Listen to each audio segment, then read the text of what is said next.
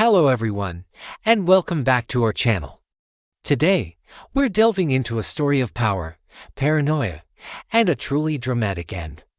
We're talking about the final days of a man whose name is etched into history, often for all the wrong reasons, Herod the Great.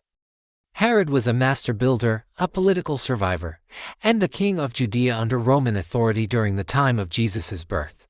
His legacy is one of magnificent structures like the Second Temple in Jerusalem and the fortress of Masada. But it is also a legacy stained by immense cruelty and a deep-seated paranoia that drove him to commit unspeakable acts, even against his own family. The story of Herod's death is primarily recorded by the first-century historian Flavius Josephus in his works, The Antiquities of the Jews and the Jewish War. While the Bible famously recounts Herod's horrific order to kill the infants in Bethlehem, it doesn't detail his own demise. For that, we turn to Josephus, who paints a vivid and, frankly, quite gruesome picture. As Herod aged, his physical and mental health deteriorated rapidly. Josephus describes a man in agony. He had a raging fever, an unbearable itch all over his body, and constant pain in his gut. His feet were swollen, and his abdomen was inflamed.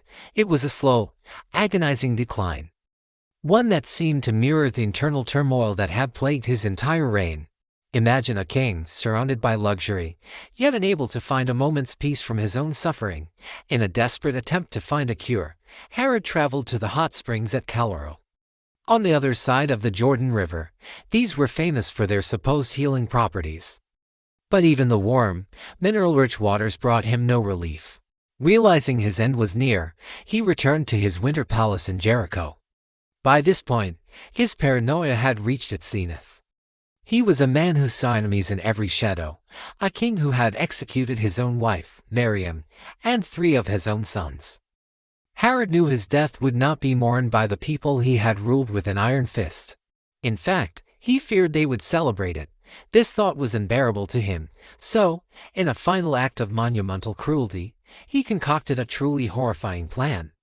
He ordered the most distinguished men from all over Judea to be gathered and locked up in the Hippodrome, a large arena in Jericho. His command to his sister, Salome, was chilling. The moment he drew his last breath, soldiers were to execute every single man locked inside. Why? So that his funeral would be marked by a great and genuine mourning throughout the land.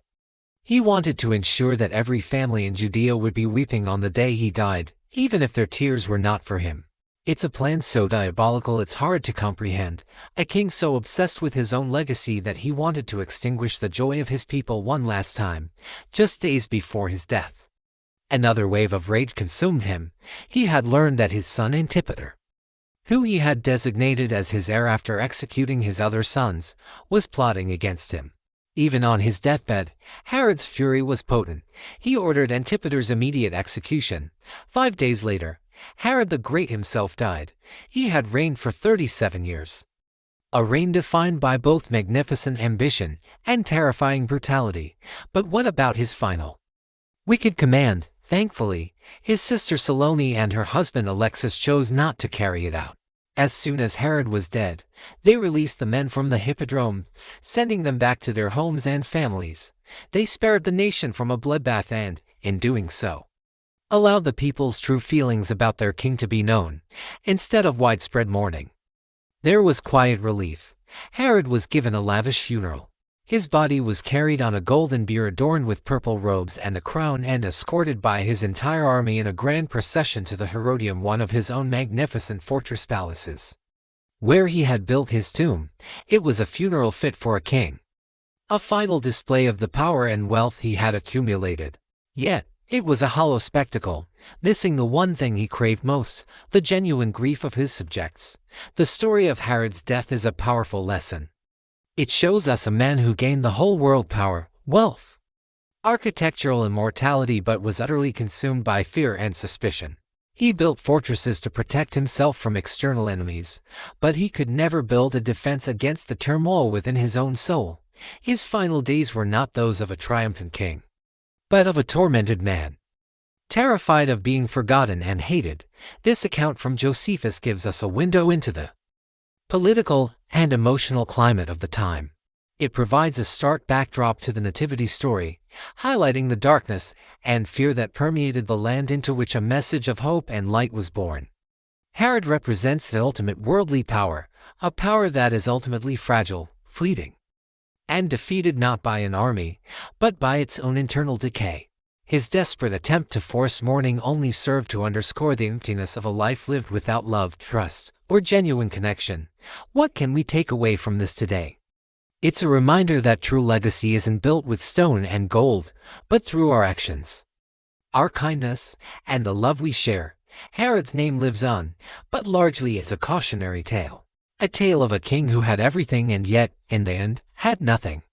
Thank you so much for joining me on this deep dive into history. It's a fascinating and complex story, and there's always more to uncover. If you found this interesting, please hit that like button, subscribe to the channel, and ring the bell so you don't miss our next video. We love hearing from you, so drop a comment below with your thoughts on Herod's reign and his dramatic end. Until next time, stay curious.